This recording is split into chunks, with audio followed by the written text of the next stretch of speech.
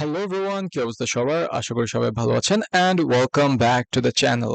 So আমরা আজকের ভিডিওতে আমাদের ফাইনাল একটা সেন্ট্রাল টেন্ডেন্সি নিয়ে কথা বলবো। ফাইনাল সেন্ট্রাল টেন্ডেন্সি যেটা আমরা লাস্ট ভিডিওতে ডিসকাস করে নিই। আমরা লাস্ট ভিডিওতে সেন্ট্রাল টেন্ডেন্সি মেইনলি তিনটা যেটা আমরা ইউজ করে থাকি, মিন, মিডিয়ান, মোড, সেটা ডিসকাস করলাম। আমরা আজকে ফাইনাল সেন্ট্রাল টেন্ডেন্সি নিয়ে কথা বলবো। সেটা আমাদের skew skewness skewness so skewness বলতে আমি আসলে যেটা বুঝাচ্ছি, স্কিউনেসটা মূলত আমাদের যে ডিস্ট্রিবিউশনের বেসিক্যালি যেটা করে সেটা it represents the asymmetry around the mean in the distribution.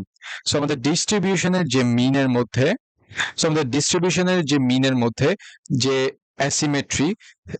অ্যাসিমেট্রিটা আছে বা আমাদের যে শেপের যে অ্যাবনর্মাল পার্টটা, সেটা আমাদের বুঝতে হেল্প করে আমাদের স্কিউনেস।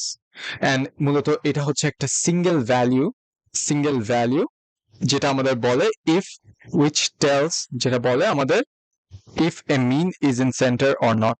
আমাদের মিনটা অ্যাকচুয়ালি ডিস্ট্রিবিউশন সেন্টার আছে কি না, সেটা আমরা এই সিঙ্গেল ভ্যালুটা দিয়ে বুঝতে পারি।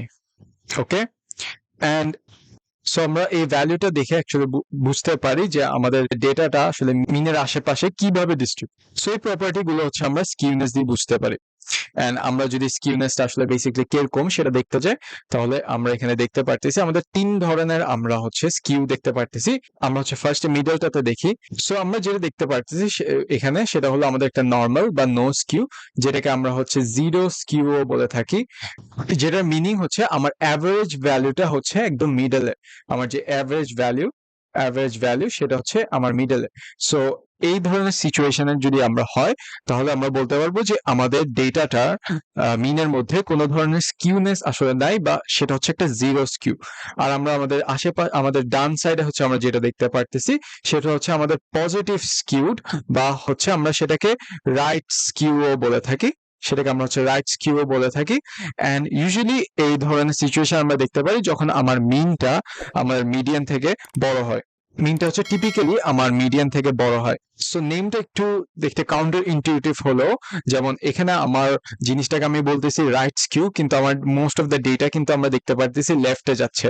এই জিনিসটা আসলে মিলতেছে না, বাট আমরা জিনিসটাকে এভাবে অ্যাপ্রোচ করতে পারি যে রাইট স্কিউ এর ক্ষেত্রে আমার মিনটা leans to the right, it leans to the right. আমরা লিনস টু দ্য রাইট এই জিনিসটা ভেবে আমরা এটাকে রাইট স্কিউ বলতে পারি। সিমিলারলি আমরা যদি আমাদের বাম সাইডে দেখি, আমাদের এখানে নেগেটিভ স্কিউ, বা সেটাকে আমরা বলতে পারি লেফট স্কিউ, রাইট? কারণ এই ক্ষেত্রে আমরা যদি দেখি, তাহলে আমার মিনটা ইউজুয়ালি মিডিয়ান থেকে ছোট, এন্ড আমরা এটাকে লেফট স্কিউ বলে থাকি কারণ আমার মিনটা টিপিক্যালি লেফট সাইডে লিন করার চেষ্টা করতেছে। It is leaning to left. So লেফটের দিকে লিন হওয়ার কারণে সেটাকে আমরা লেফট স্কিউ বলতে পারি।